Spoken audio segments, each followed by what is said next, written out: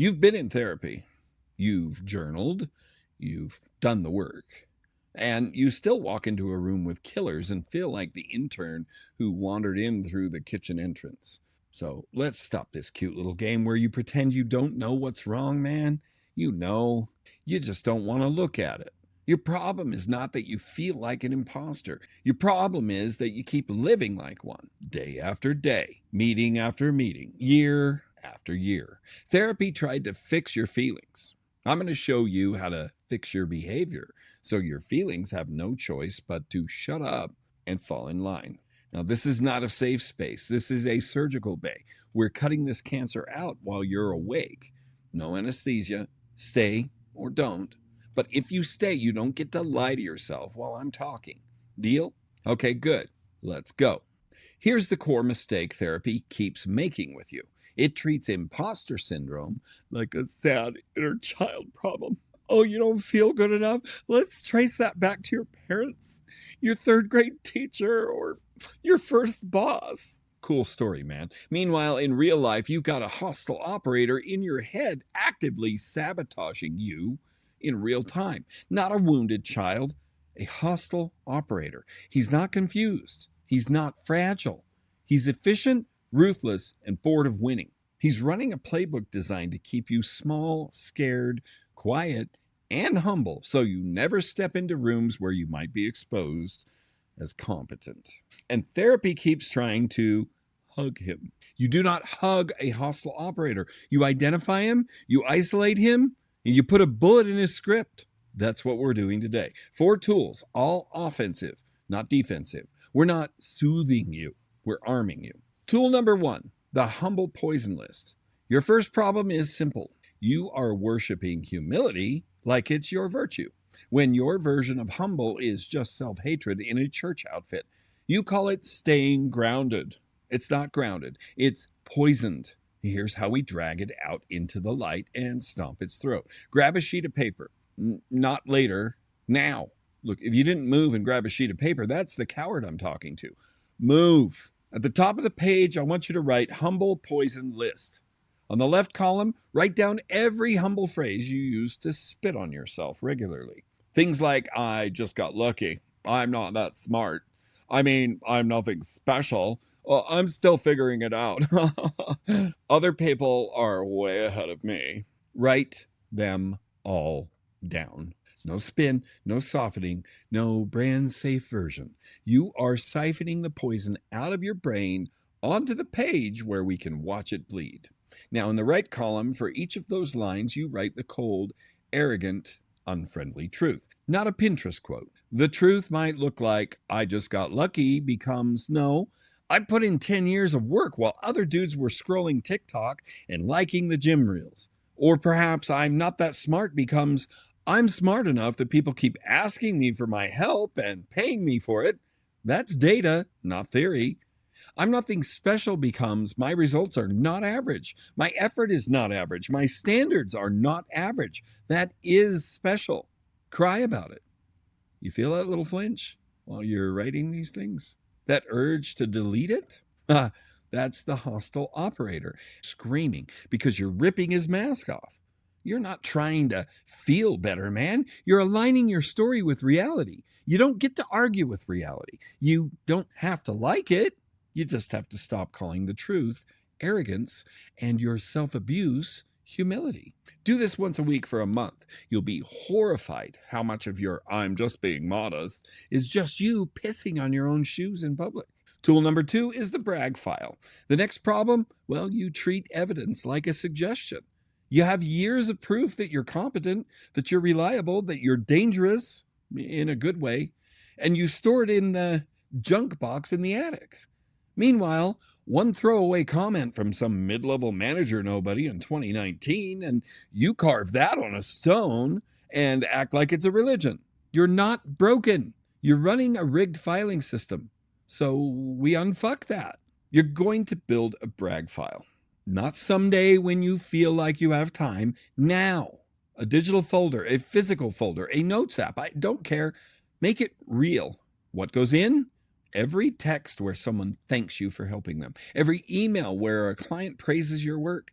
every screenshot of a win you created, every promotion, testimonial, compliment, KPI, or every "holy shit, you're good at this" that you shrugged off like it was nothing. You've been deleting evidence like a criminal wiping a hard drive. Now we preserve it like a prosecutor building an airtight case. One rule: nothing in the brag file is fake or exaggerating. No fluff, no manifesting, no "I'm a powerful, limitless being" nonsense. Just receipts. When the hostile operator starts up with "you're a fraud, you're not actually that good, or they're going to find out you don't know what you're doing," you don't argue with it. You don't negotiate. You don't give a TED talk in your head. You open the file, literally open it, you read it out loud. You rub his face in the data like a puppy in shit when he makes a mess. This isn't hype. This is nervous system reprogramming with paperwork. The first time you read your brag file out loud, you're going to feel like a narcissist. Good. That feeling is not proof you're arrogant. It's proof you've been starving yourself of normal recognition for a decade. You're not overdosing. You're finally getting a therapeutic dose of the truth. Keep going. Tool number 3 is the room reset. This is where your imposter syndrome really shows its teeth. You walk into a room, be it a Zoom call, a boardroom, dinner, group chat, and your brain instantly ranks you at the bottom of the food chain. It says things like, "these people are smarter, richer, and more accomplished. I'm basically just the clerical error they accidentally CC'd." That is the hostile operator doing a room scan and shoving your face in his conclusion. So we run a different play. Next time you walk into a room, you do not ask, "do I belong here?" You ask, "what is my role in this room?" Not your rank, your role. So your nervous system doesn't need you to be king. It just needs you to be on assignment. Examples of this might be, "my role is to listen and ask sharp questions," or "my role is to spot one person I can help." "My role is to be the guy who keeps things calm when shit goes sideways," or "my role is to learn one concrete thing and say one true thing." You pick one. You lock it in. Then you scan the room with that role in mind. Who here can I serve? What here actually needs me? You're not begging to be chosen. You're hunting for the place you can plug in. Then you execute one move in that direction. Not a big speech, not a grand gesture, one rep. You ask the quiet person a real question. You summarize the chaotic conversation in one clean sentence. You offer one specific solution instead of a 10-minute monologue. The second you step into a role, you're not an imposter. You're a man doing his job. Now, here's where lots of guys fuck this up. They realize, "oh, I've been playing small." And instead of getting disciplined, they go hunting for fucking answers on Instagram. Before you do that, let me warn you what you're going to find out there. The influencer world is full of plastic peacock boys screaming "crush it" and alpha energy while they turn themselves into a loudmouth fucking cartoon. Now, I know because I spent years and wasted them thinking that was the move. I tried this fake flex. I tried the fake command the room act. That's exactly what this book is. A giant red siren saying, "hey man, that over-the-top alpha costume you're about to put on, yeah, that's not confidence. That's fear with hair gel. This is not a manual on how to be a bigger asshole. It's a mirror and a mallet. It shows you every fake alpha move you're using as armor, and then it smashes it so you have to walk into the room as a man instead of a mascot." So when you run the room reset, the point is not to cosplay as some internet alpha ass clown. The point is to walk in as a man on an assignment, not a boy in a costume. Tool number 4 is the victim Olympics check. This is the part where you're going to pretend it doesn't apply to you. But it does, because there's a dark, greasy little benefit to feeling like an imposter. As long as you don't belong here, you never have to fully show up. You get to keep one foot out the door forever. So anytime an opportunity shows up, a bigger role, more money, more visibility, watch what your brain does. It instantly starts stacking reasons why your life is harder than most people. "Yes, but my childhood. Yeah, but my ADHD. Yeah, but my burnout. Oh, my wife, my kids, my schedule." Some of that is real, But a lot of it is you entering what I call the Victim Olympics. You start competing in events like who had it worst, who's most overworked, who's least supported, who's the biggest martyr. And if you win those events, well, you get the gold medal in I don't actually have to try. So here's the question that slices through the bullshit. Every time you hear yourself explaining how hard your life is, stop and ask, am I trying to be understood or am I trying to stay small and special? I'll say it again. Am I trying to be understood or am I trying to stay small and special? If you're trying to be understood so you can move forward, good.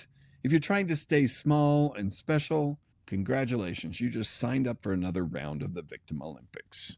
This is the field guide to that second option. I didn't write this from a mountaintop.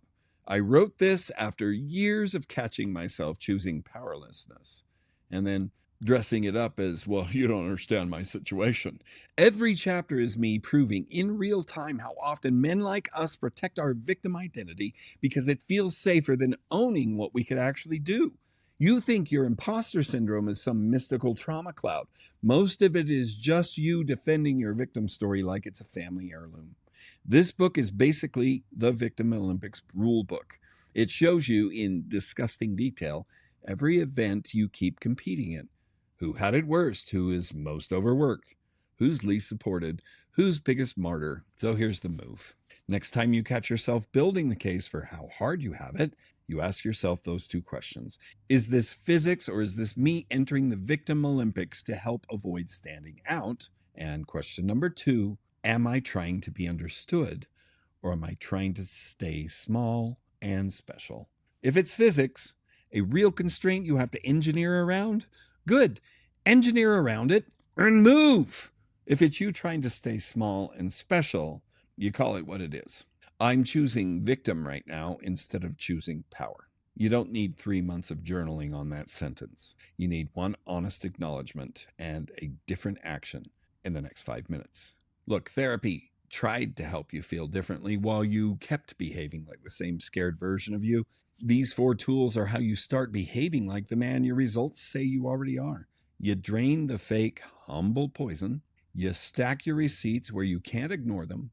You stop walking into rooms as a stray dog and start walking in on assignment. And you catch yourself signing up for the Victim Olympics and tear up your registration form in real time. You don't need a new personality. You need a new pattern of action. Run these tools for 30 days and your imposter syndrome won't have anywhere to live. It won't be cured, it'll be evicted.